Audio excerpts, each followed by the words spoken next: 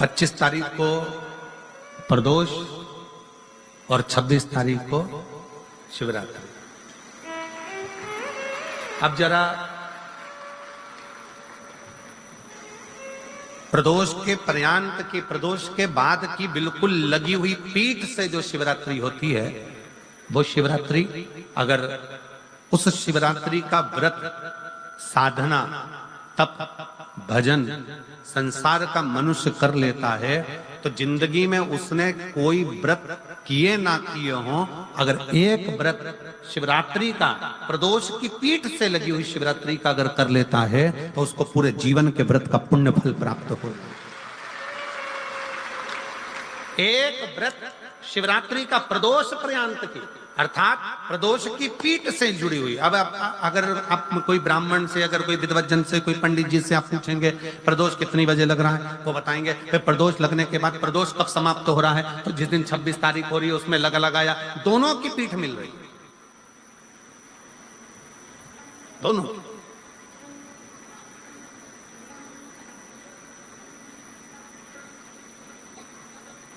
करो व्रत। आपने कितनी भी एकादशी के व्रत करे हो, कितनी भी द्वादशी के व्रत करे हो, कितनी भी चतुर्थी व्रत करे हो, कितनी भी तीज व्रत करे हो, कितनी भी अष्टमी का व्रत करा हो, कितनी भी नवरात्रि के व्रत करा हो, कितनी भी तीज का व्रत करा हो, चाहे दुनिया के कितने भी व्रत आपने करे हो, अगर आपने एक महाशिवरात्रि का व्रत नहीं करा तो कोई व्रत का पुण्य फल आपके खाते के अंतर्गत आ नहीं पाता। शिवरात्रि के व्रत की इतनी मूलता है। पर एक निवेदन है, अगर कोई बुजुर्ग है, कोई बीमार है, कोई बूढ़ा व्यक्ति है, बहुत बीमार है, तो उसको निवेदन है आप व्रत ये नहीं कि 24 घंटे का करो, आप व्रत 2 घंटे का कर लो, 1.5 घंटे का कर लो, 1 घंटे का कर लो, 15 मिनट का करो। पर निवेदन है कि जो बीमार व्यक्ति है वो आधे घंटे, 1 घंटा, 2 घंटा, 6 घंटा, 15 मिनट पर शंकर की शिवरात्रि का व्रत ये विचार कर करना। बहू बेटा नाते रिश्ते सबको कह देना। कोई बीमार व्यक्ति है ना, वो भी कह दे कि देख बेटा मेरा व्रत है। तो घर के लोग कहेंगे पापा आपकी तबीयत खराब, मम्मी आपकी तबीयत खराब, दादी आपकी तबीयत खराब, आप व्रत कैसे कर रही हो, बच्चे की व्रत, बच्चा कैसे व्रत कर रहा है, तो कह देना मेरा 2 घंटे का व्रत है, 2 घंटे मैं बाबा का नाम लेकर, जल चढ़ाकर, जल का आचमन कर कर मेरे बाबा की भक्ति कर लूं 2 घंटे की, मेरा व्रत पूर्ण हो जाएगा। मैं व्रत कर रहा हूं, आधी में पुनी। तुलसी बाबा कहते हैं थोड़े में बहुत होता है। आपके व्रत, अगर कोई बीमार है उसके लिए, अगर कोई कष्ट है शरीर में उसके लिए ऐसा व्रत है, बाकी के सभी के लिए तो वही व्रत शिवरात्रि का पूर्ण व्रत है जिसमें भगवान शंकर की विरल भक्ति को हम प्राप्त करें। महाशिवरात्रि 26 फरवरी की है, 26 फरवरी। और प्रदोष कब का है, जम के बोलो जरा, 25 फरवरी। 25 फरवरी को भी शाम के समय प्रदोष काल में बाबा का दीप लगाइए, प्रार्थना करिए और 26 तारीख का व्रत करिए बिना संकोच। और जिसके घर में शंकर भगवान के व्रत के लिए अगर झगड़ा हो रहा है तो निवेदन है व्रत बिल्कुल मत करिए। पति पत्नी का झगड़ा हो रहा है, पति कह रहा है क्या शंकर शंकर लग रहा है, अपने को शिवरात्रि के दिन शंकर जी का अपमान नहीं सुनना। इसलिए राजी हो तो व्रत करो। राजी नहीं है पति, परिवार के लोग राजी नहीं है, चिड़चिड़ कर रहे हैं तुम्हारे व्रत करने से, तो आपके चक्कर में शंकर भगवान की निंदा तुम्हारे कान में जाए, ऐसा व्रत किसी का, ऐसे व्रत की कोई मूलता नहीं। आपके घर के लोग राजी हो, माता पिता राजी हो, सास ससुर राजी हो, पति राजी हो, पत्नी राजी हो, परिवार के लोग राजी हो, बेटा बेटी सब, बच्चों का मन है मम्मी मुझे व्रत करना है, हाँ बेटा कर, एक ही तो व्रत करना है शिवरात्रि का, करो। घर के बुजुर्ग ने कह दिया मुझे व्रत करना है, बिल्कुल करो, आज का मौका मिला है आपको करने का, महाशिवरात्रि का व्रत करिए।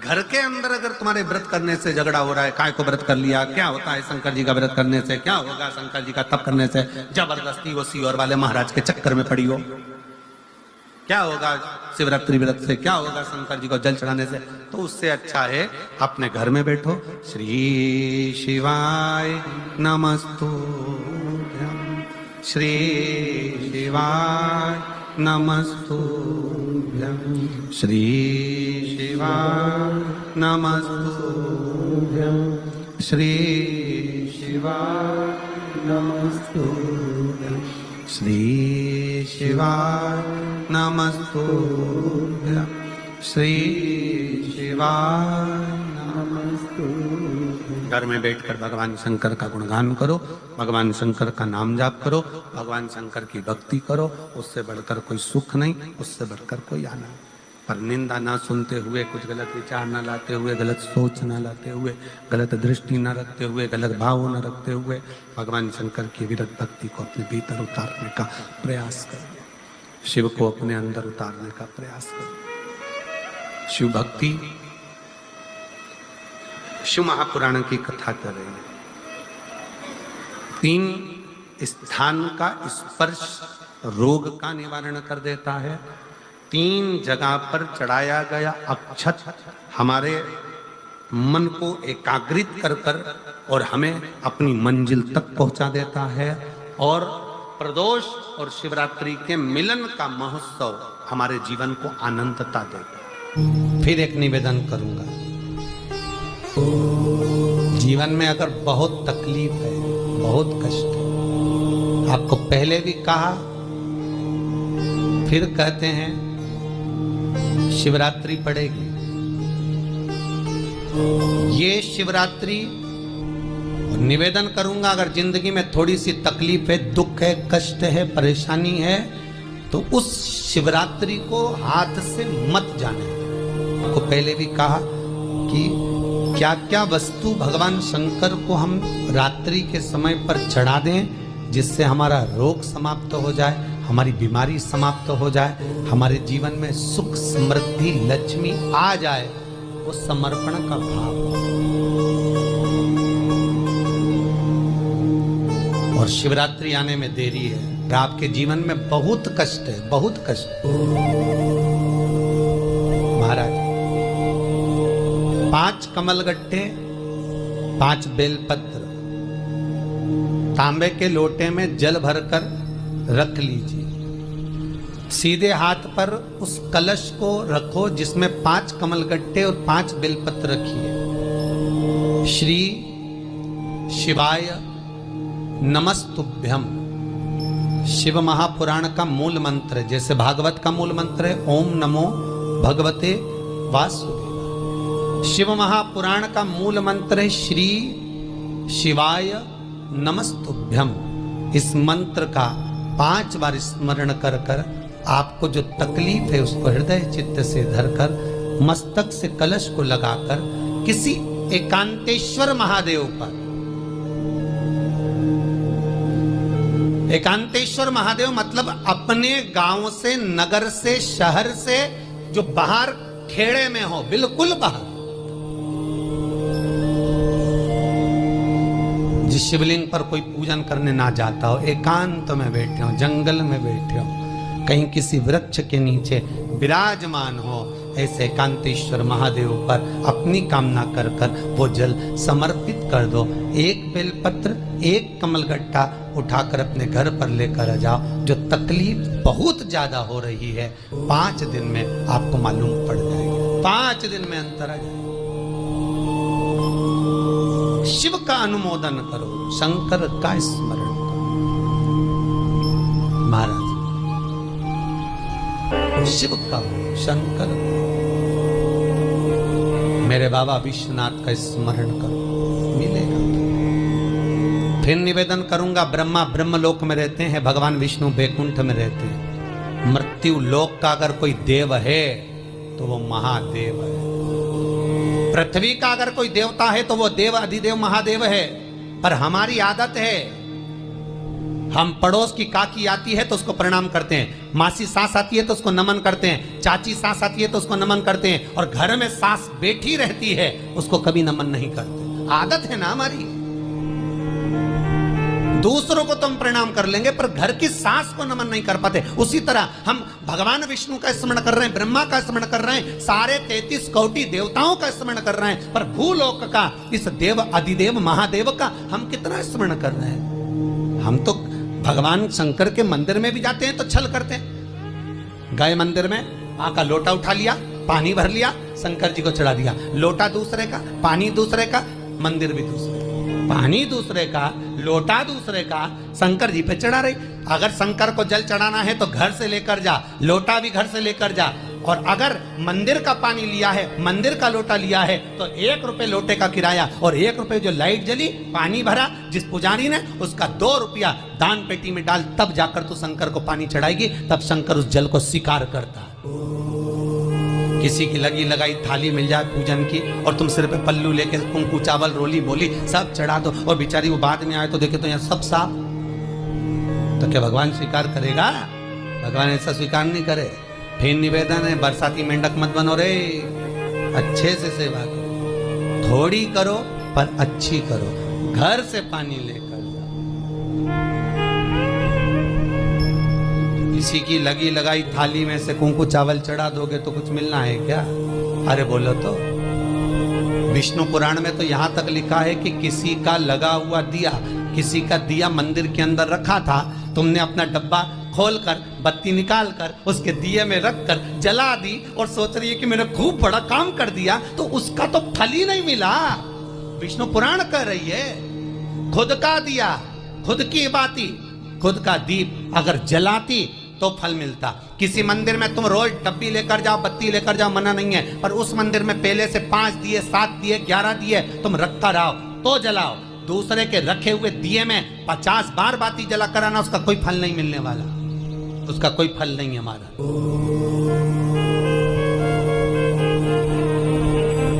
खुद का जल लेकर जाओगे, खुद का लोटा लेकर जाओगे तो फल। यहाँ तो स्वयं भागवत कह रही है, राजा बलि के सामने वामन भगवान कहते हैं, राजन तेरे कमंडल को लेकर आ, उससे संकल्प छोड़, अगर मेरे जल का संकल्प छोड़ेगा तो उसका कोई फल नहीं मिलने वाला।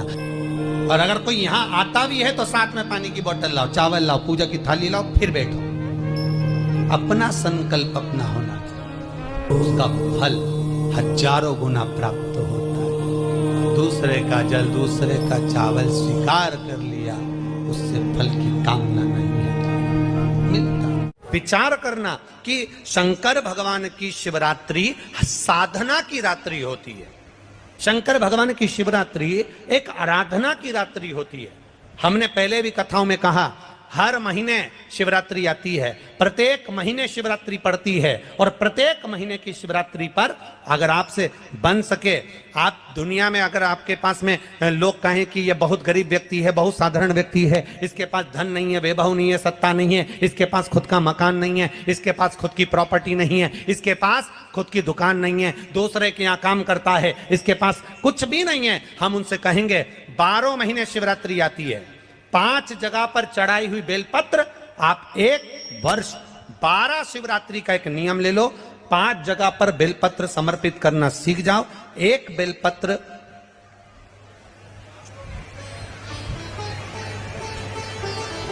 ये शिवलिंग, ये जलाधारी, बहुत ध्यान से देखना, ये चरण जहां से जल नीचे गिरता है, गणेश जी का स्थान, कार्तिकेय जी का स्थान, ये हस्तकमल माता पार्वती जी का हाथ हस्तकमल, शिवलिंग भगवान शंकर का स्थान। ऊपर से जो एक एक बूंद जल शिवलिंग के ऊपर गिर रहा है, शंकर भगवान की 5 जया, जहरा, शामरी, देव, बीच में जो एक मोटी सी लाइन है वो शंकर भगवान की छोटी लड़की, क्या नाम है? अशोक सुंदरी। ये पूरे शिवलिंग का वर्णन।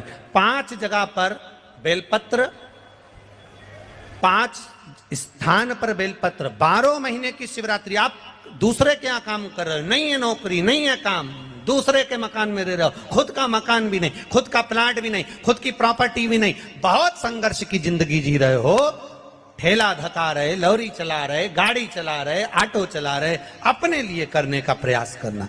घर में जितने सदस्य हैं, 12 महीने शिवरात्रि आती है, 1 बेलपत्र अशोक सुंदरी वाली जगह पर, डंडी का मुंह नीचे की ओर, दूसरी बेलपत्र माता पार्वती जी के हस्त कमल पर। ये 2 पत्ती जो होती है, इस पत्ती के 2 भाग शिवलिंग के बीच में हो। तीसरी बेलपत्र भगवान शंकर के शिवलिंग पर, डंडी का भाग आपके विपरीत दिशा में हो, विपरीत दिशा। चौथी बेलपत्र भगवान शंकर का जहां से जल बहकर जाता है, जमीन पर जो जल बहता है, जमीन पे से जो जल बहकर जाता है, चौथी बेलपत्र उस जमीन के जल पर जहां से वो पानी बहकर जा रहा है, पूरे शिवलिंग को छोड़कर जहां से पानी जमीन पर बहकर जा रहा है उस स्थान पर। और पांचवी बेलपत्र नंदी का जो पांव ऊपर उठा हुआ है उस पांव के पास में पांचवी बेलपत्र समर्पित करना। एक शिवरात्रि से लेकर 12 शिवरात्रि जो एक वर्ष तक कर लेता है, एक वर्ष अपनी कड़ी मेहनत के साथ में मेहनत पूरी करना। और ये 5 बेलपत्र हर महीने जो शिवरात्रि आती है उस पे समर्पित करना प्रारंभ कर दीजिए और मेहनत करना प्रारंभ कर दीजिए। आपको आपके कर्म का फल मिलेगा। साल भर के अंदर आप अच्छे बनकर बैठ सकते हैं। एक बेलपत्र, एक धतूरा। धतूरा जानते हो? अरे बोलो तो जम के, जानते हो ना? एक बेलपत्र, एक धतूरा, एक शमीपत्र। शमीपत्र कितना? एक बेलपत्र, एक धतूरा, एक शमीपत्र और एक सफेद पुष्प। केवल एक सफेद पुष्प। एक आखा चावल का दाना। आखा का मतलब जानते हो? मतलब पूरा सेगा चावल का दाना। एक चावल का दाना, एक सफेद पुष्प, एक धतूरा, एक बेलपत्र, ये सब हाथ में लेकर अगर तुमको ऐसा लगता है कि आपको ऐसा महसूस होता है कि मेरी सारी राहें बंद पड़ी हुई है और मैं जिस काम में हाथ डालता हूँ वो काम आज होता ही नहीं, दिन लग जाते हैं। जब दुनिया के लोगों के पास में सुख आ जाता है तब भगवान मुझे सुख देता है, जब दुनिया का भला हो जाता है तब मेरा भला होता है। भगवान मेरी सुनता नहीं, सब राहें बंद है मेरी, कोई रास्ता सूझ ही नहीं रहा। अगर मैं फसल लेने की सोचता हूं तो फसल नहीं आती, काम करने की सोचता हूं तो काम नहीं होता।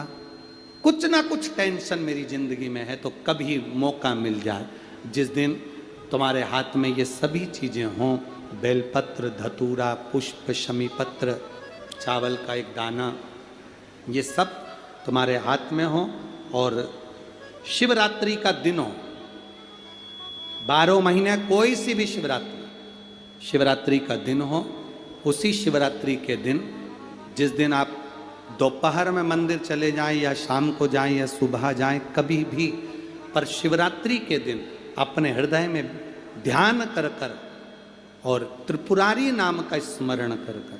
कौन सा नाम? त्रिपुरारी नाम का स्मरण कर कर भगवान शिव से अपने मन की बात कहकर, भोला सब दुख काटो, त्रिपुरारी नाम का स्मरण कर कर हाथ में लेकर भगवान शिव के शिवलिंग पर अगर हम समर्पित कर देते हैं तो ये निश्चितता है राहें अपने आप खुलना प्रारंभ हो जाती है और कार्य में सफलता। त्रिपुरारी नाम सुख देने वाला। 3 पुरियों को भस्म करा। 3 पुरियों को भस्म करना मतलब हमारे सामने जो विघ्न आ रहा है, हमारे सामने जो कहीं ना कहीं तकलीफ आती है, उस विघ्न को समाप्त कर दे वो त्रिपुरारी।